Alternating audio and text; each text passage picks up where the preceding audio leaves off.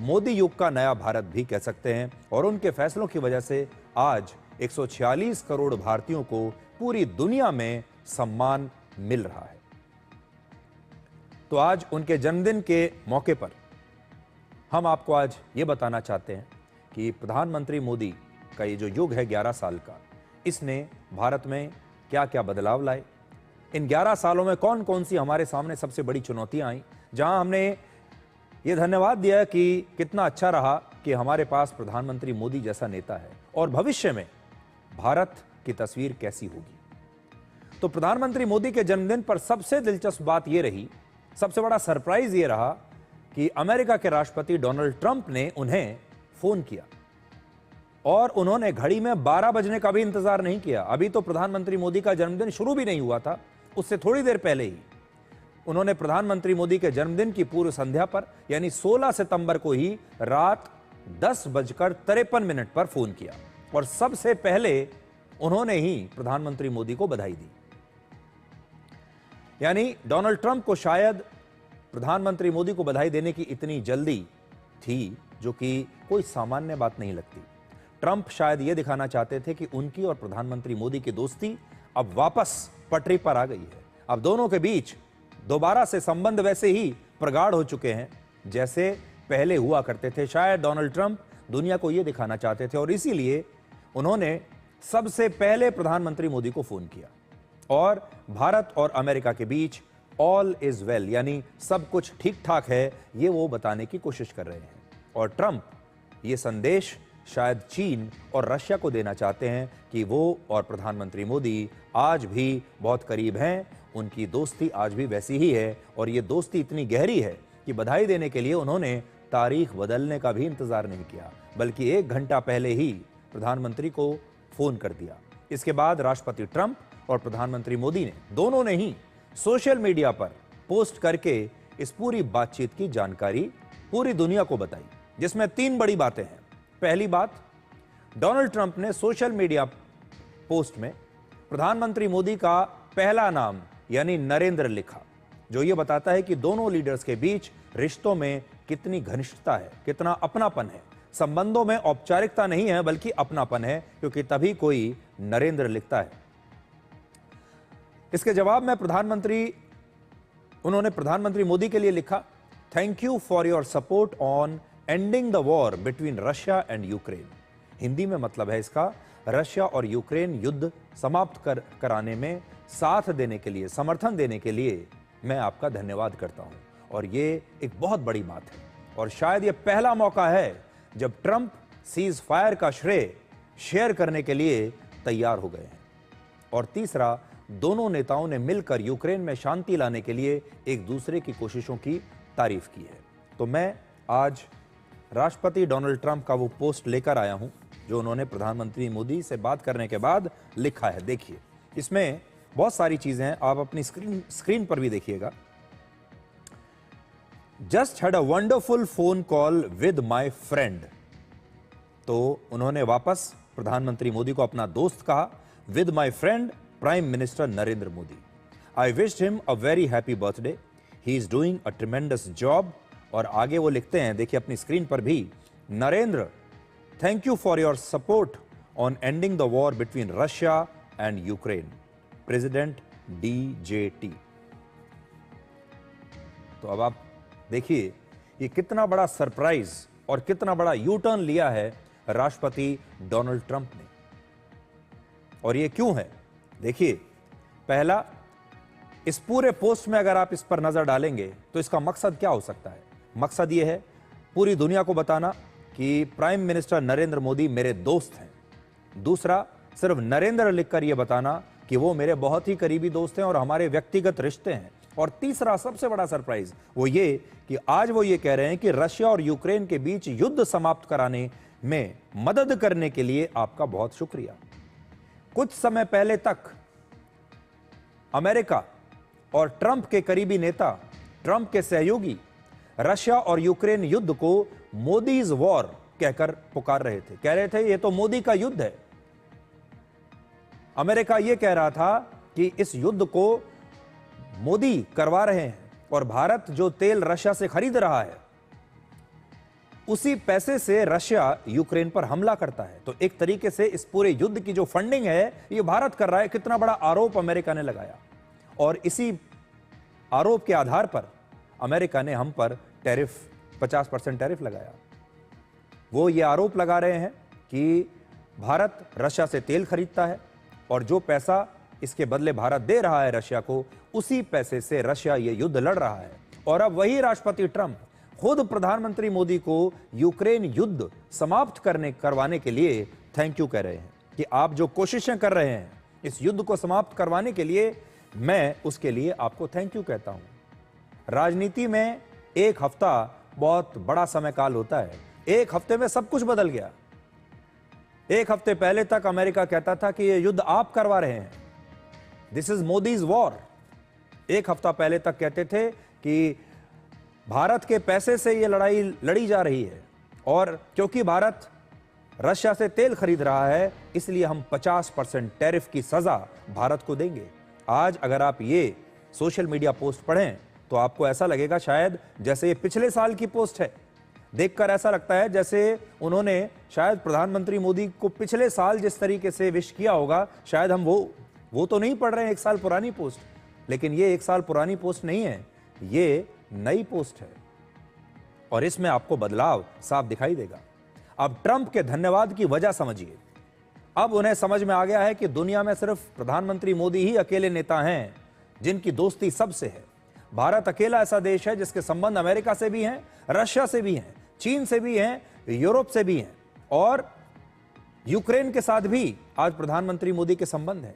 पिछले 90 दिनों में पहली बार यह बदलाव दिखाई दिया है। दोनों नेताओं के बीच आखिरी बार फोन पर बातचीत 17 जून को हुई थी, जब राष्ट्रपति डोनाल्ड ट्रंप ने प्रधानमंत्री मोदी को आमंत्रित किया था कि आप आइए व्हाइट हाउस में और हम लोग वहां मिलते हैं, और प्रधानमंत्री मोदी गए नहीं थे। और इस बार बातचीत उस समय हुई है जब भारत पर अमेरिका के 50% टैरिफ को लेकर दोनों देशों के बीच बातचीत शुरू हो चुकी है। अब से थोड़ी देर पहले रशिया के राष्ट्रपति पुतिन ने भी प्रधानमंत्री को फोन करके जन्मदिन की बधाई दी है और पुतिन ने कहा कि प्रधानमंत्री मोदी के नेतृत्व में भारत एक आत्मनिर्भर नीति को लेकर चल रहा है और दुनिया की प्रमुख अर्थव्यवस्थाओं में भारत की विकास दर सबसे ज्यादा है। रशिया की राजधानी मॉस्को में राष्ट्रपति पुतिन ने अपने अधिकारियों के साथ वीडियो कॉन्फ्रेंसिंग के दौरान प्रधानमंत्री मोदी की तारीफ की। उन्होंने भारतीय अर्थव्यवस्था की तेज विकास दर की प्रशंसा करते हुए आज क्या कहा है, आप भी सुनिए। Только что у меня состоялся разговор с премьер-министром Индии, господином Моди. Я позволил себе от вас, от всех поздравить нашего друга, премьер-министра Индии, с его 75-летием. И от него хочу передать самые наилучшие слова и пожелания всему российскому руководству. Хочу отметить, что на протяжении всей современной истории, новейшей истории, точнее, еще со времен Советского Союза, затем и во времена Новой России, отношения между Индией и Россией носят исключительно доверительный, дружеский характер и, безусловно, надпартийный. Эти отношения основаны на общенациональном консенсусе как в России, так и в Индии, мы это видим. Кроме того, под руководством премьер-министра Моди Индия проводит абсолютно независимую, суверенную политику. И, что самое главное, добиваются очень хороших результатов в сфере экономики. Индия демонстрирует самые высокие темпы экономического роста среди крупных экономик мира. Поздравляю премьер-министра Индии с его юбилеем, пожелал ему и всему индийскому народу от нашего имени всего самого доброго и дальнейших успехов. पिछले 24 घंटों में प्रधानमंत्री मोदी को बहुत सारे फोन कॉल्स आए हैं, बहुत सारे बधाई संदेश मिले हैं और ऐसा लगता है मानो प्रधानमंत्री मोदी का जन्मदिन दुनिया के लिए एक कूटनीतिक अवसर बन गया। आप राष्ट्रपति पुतिन से बातचीत के बाद प्रधानमंत्री मोदी और राष्ट्रपति ट्रंप का सोशल मीडिया पोस्ट देखिए। दोनों में एक शब्द कॉमन है और वो है यूक्रेन संघर्ष। रशिया और यूक्रेन के बीच लड़ाई। इससे बात स्पष्ट हो गई है कि भारत रशिया और यूक्रेन के बीच युद्ध को रोकने में एक महत्वपूर्ण भूमिका निभा रहा है। भारत की विदेश नीति के पिछले 11 वर्षों को अगर आप देखें तो भारत का राष्ट्र हित आपको हर जगह दिखाई देगा और ये एक बहुत बड़ा बदलाव है। आज उस बदलाव की बात करते हैं। अगर रशिया से तेल खरीदने में भारत का हित है तो हम उससे तेल खरीदते हैं और आगे भी खरीदेंगे।